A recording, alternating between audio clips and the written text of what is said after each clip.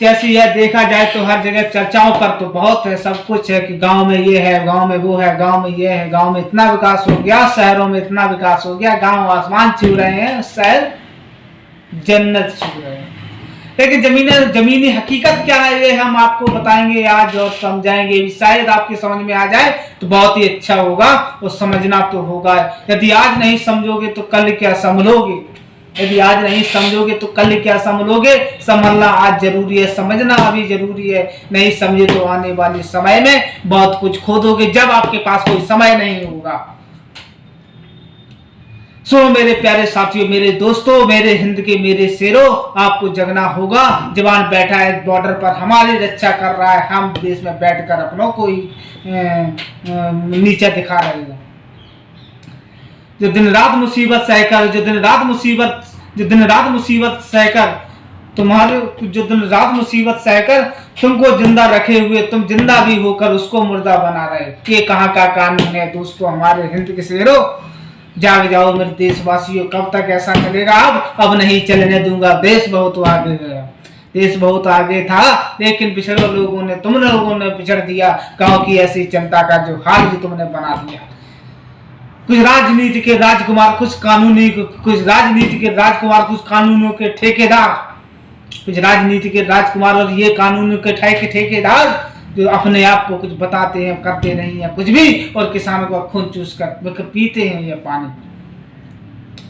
किसानों का खून पीकर बोलते हैं कि हमने तो पानी पिया है, जवान की हत्या हो जाती है, यहाँ पर जवाब देने वाला कोई नहीं आता। जो देश को हमारे को यहाँ पे सुरक्षित इस देश के अंदर महसूस कराता है तब कौन? जवान। और शाम को यदि आप खाना खाते हैं 2 वक्त का, दोनों टाइम अच्छे से, तो वो उसकी देन किसकी? किसान। और इसी जवान, इसी किसान की इस देश में कोई अहमियत नहीं है। ऐसा क्यों? उनको सम्मान मिलना चाहिए, उनका हक है उनका सम्मान मिलने का, उनका अधिकार है, हर किसी का एक अधिकार, एक समान।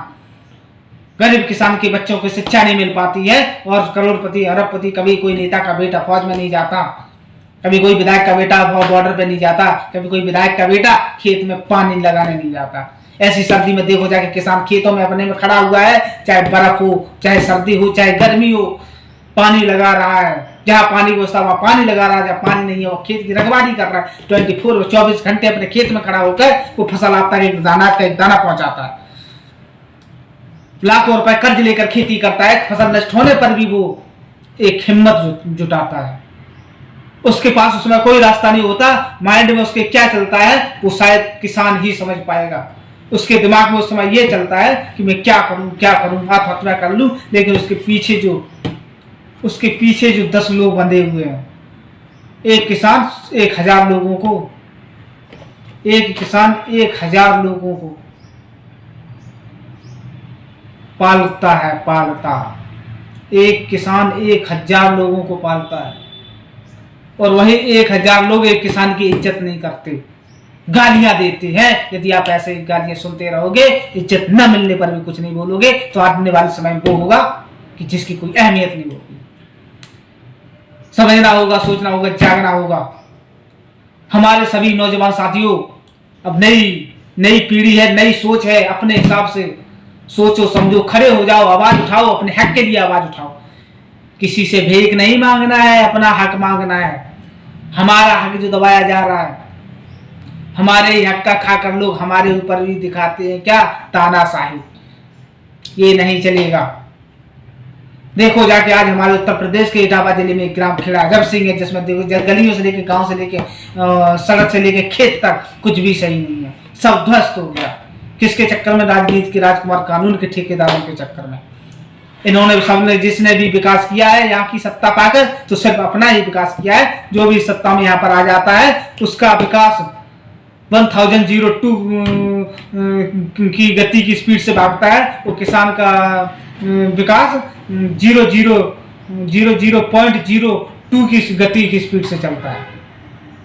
अब आप चलिए, कितना फर्क है इसमें? 1000 स्पीड का फर्क है। जो सत्ताधारी बन जाता है, जो सत्ताधारक बन जाता है, जिसके सर पे ताज आ जाता है, उसका 2 मिनट में पूरी जिंदगी उसकी चेंज हो जाती है। वो किसान जिंदगी भर जिसको वोट देते हैं, उसकी कभी भी उसकी स्थिति चेंज नहीं होती। हम आपसे गुजारिश करना चाहेंगे और विनम्र निवेदन भी करना चाहेंगे, ये वीडियो वहां तक पहुंचा देना जहां तक पहुंचनी चाहिए। हमारा अधिकार है, मैं खेती करता हूं, मेरा फर्ज है, मैं खेती करता हूं। क्यों? क्योंकि मेरा कर्म है। आत्महत्या करना मेरा कर्म नहीं है। उस किसान के लिए वीडियो जरूर आगे भेज देना जो किसान सोचता है हमारी फसल आएगी तो मैं अपनी बच्ची की अच्छी शादी कर लूंगा। जो किसान सोचता है हमारी फसल आएगी, पिछले 2 सालों से कर्ज नहीं दे पाया, वो पीछे रोज डंडा करते हैं, कर्ज दो ब्याज दो, उनका मैं कर्ज दे दूंगा, बच्चे की फीस भर दूंगा जो नष्ट कर दिया गया था। लेकिन होता है क्या, कभी तो यहां पानी बाढ़ आने से नष्ट हो जाती है फसल। ग्राम खेड़ा डिस्ट्रिक्ट में बाढ़ आप कहोगे कहां से आती है? चंबल नदी जब उबाल लेती है बारिश के टाइम पे, तब फसल नष्ट हो जाती है। उसके बाद इंसान फिर लाखों रुपए का कर्ज लेके फसल बोता है खेत में, उसके बाद पानी न होने के कारण फसल नष्ट हो जाती है। इसका यहाँ पर कोई मुआवजा, कोई जायजा लेने नहीं आता है। यदि किसी से शिकायत करो तो ये कहता है तो क्या हुआ, आग तो पड़ी नहीं, बर्फ तो पड़ी नहीं। वो जब बर्फ पड़ जाती है तब कहते हैं ये तो रहा है, मतलब सरसों है, ये बीमा तो आपका गेहूं का था। किसान फिर क्या करेगा? वो किसान उस समय की स्थिति किसान की ये हो जाती है कि मैं क्या करूं, अब आत्महत्या कर लूं। लेकिन वो वहां पर क्यों रह जाता है, धैर्य क्यों रख लेता है कि हमारे पीछे 1000 लोगों की जिंदगी है, मैं यदि यहाँ पर हौसला तोड़ दूंगा 1000 लोग क्या करेंगे। लेकिन वो 1000 लोग किसान के बारे में नहीं सोचते हैं, ये किसान इतना परेशान है, इसकी कुछ सहायता की जाए। एक बात और मैं आपसे कहूंगा, भगवान से भी मैं विनती करूंगा, भगवान प्रभु गरीबी का सब मतलब सबको सब कुछ देना, मगर गरीबी किसी को मत देना, क्योंकि गरीब को कोई कर्ज भी नहीं देता। और इसी सत्ताधारी लोगों से मैं यह और कहना चाहूंगा, आपको राजनीति है करनी है करो, मजदूर और किसानों को यदि कुछ दे नहीं सकते तो उनके ऊपर, उनके कंधे पर रखकर बंदूक भी मत चलाओ। कब तक चलेगा ऐसा, कब तक चलता रहेगा ऐसा, बताइए आप। हम जवाब आपसे मांगेंगे, क्योंकि ये मेरा फर्ज है, एक संविधान एक कानून, तो हमारा ये फर्ज है, हम आपसे सवाल पूछेंगे। जो भी कार्य होगा किस गति से आया, कितना आपने लगाया, ये भी सवाल हम आपसे पूछेंगे, तो इसका जवाब आपको देना होगा। देना पड़ेगा, देना नहीं होगा, देना पड़ेगा। हर राजनीति कोई भी हो, किसी भी सत्ताधारी के मैंने वोट दिया है, सत्ताधारी किसी को मैंने सत्ता पर बैठाया है, तो उस पर मेरा हक है, क्योंकि ये हमारा अधिकार है कानून के चलते। और उसको एक बार नहीं 10 बार उसको जवाब देना होगा, कितना तुमने फंड निकाला, कितना आपने काम किया, वो कितना पेंडिंग है, कितना हो चुका है, वो कितना आने वाला है, A to Z शुरू से लेके एंड तक, सर से लेके पांव तक पूरा हिसाब देना होगा आपको। और किसानों पर आ जाओ, हर बार मुद्दा किसान का होता है, लेकिन किसानों को कुछ मिलता क्यों नहीं है। सबको मिलता होगा मैं ऐसा नहीं बता सकता हूं, लेकिन हमारे गांव के जो किसान हैं, ग्राम खेड़ा जब सिंह के, इन किसानों को आज तक कोई भी मुआवजा क्यों नहीं मिला, वो कोई भी परिस्थिति से इनको आज तक कोई भी राहत क्यों नहीं मिली किसी भी प्रकार की। मेन मुद्दा हमारा ये है, इनको क्यों नहीं मिलता है। यहाँ पर फसल नष्ट हो जाती है, हर साल फसल नष्ट होती है।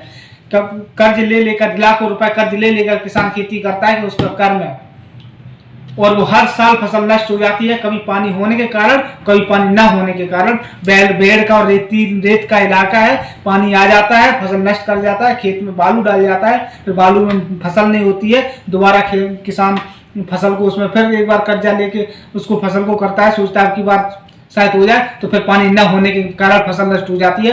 वहीं पर चंबल के किनारे रेत यदि किसान अपने व्यवसाय के लिए नहीं तो अपने उपयोग के लिए उठा सकता है, यदि उसने अपने उपयोग के लिए भी उठा लिया तो उस पर जुर्माना उसको देना पड़ता है, उस पर कार्रवाई हो जाती है और उस पर मुकदमा कायम हो जाता है। हमारी जमीन में पड़ा हुआ रेत हम उपयोग में नहीं ले सकते हैं तो गवर्नमेंट हमसे जुर्माना ले सकती है, हमारे जमीन का, तो हम भी गवर्नमेंट से जुर्माना ले सकते हैं। तो हमें सेंचुरी वाले को उसका जुर्माना क्यों नहीं देते हैं? तो चंबल मोरम लेके आती है, हमारे खेत में डाल के चली जाती है। यदि हम उसको उपयोग में नहीं ले सकते हैं तो वो हमसे जुर्माना ले सकते हैं, और हम उसको उपयोग में नहीं ले सकते तो हम उनसे जुर्माना क्यों नहीं ले सकते, इसका हमें जवाब चाहिए। वो मुझे जुर्माना क्यों नहीं देते? हमारे खेत को, हमारी फसल को नष्ट कर रही है जो चीज पड़ी हमारे जमीन में है, पड़ी हमारी जगह में, और हमको ही उसका कोई मुआवजा नहीं मिल रहा है और उसका हमें उल्टा मुआवजा देना पड़ रहा है। इस पर कोई आज तक बात क्यों नहीं करता, कोई भी चर्चा का विषय क्यों नहीं बनाता है? मैं सबसे पहले ये पूछना चाहूंगा। इस पर आवाज उठानी होगी। और कुछ लोग देखो, आज नई जनरेशन है, नई पीढ़ी, आप लोगों को सोचना होगा। उनका तो जैसा हो गया वो कट गया। इंसान आजकल क्या कहता है कि तुम ये क्यों नहीं करा रहे, तुम ये उस पर रख दे, उन्होंने नहीं करा। अरे उन्होंने नहीं कराया तो क्या तुम भी नहीं कराओगे? इंसान आगे की सोचता है, पीछे की नहीं सोचता है, अपना ही करोगे। हर इंसान जो भी सत्ताधारी बन जाता है उसका 120 किलोमीटर की स्पीड से, उसके गति से उसका कार्य बढ़ता है, आगे दौड़ता है, उसकी विकास दौड़ता है। वो गांव का विकास और शहर में मतलब मजदूर किसानों का विकास क्यों नहीं दौड़ता है? उनका 0.-2 की स्पीड में, की गति की स्पीड में क्यों चलता है? इतना ही मैं कहना चाहूंगा। आगे चलूंगा, आगे नेक्स्ट वीडियो मिलूंगा। और हमें सबको इसका प्रयास करना होगा, हमको सबको एक साथ खड़ा होना होगा। गांव को बदलना है, शहर को बदलना है, मजदूरों को बदलना है, किसान को बदलना है, इनको इनका हक दिलाना है। तो हम सबको आवाज उठाना होगा। यहीं पे मैं अपनी इस बात को लेकर मैं अपनी वाणी को विराम देता हूँ। जय हिंद।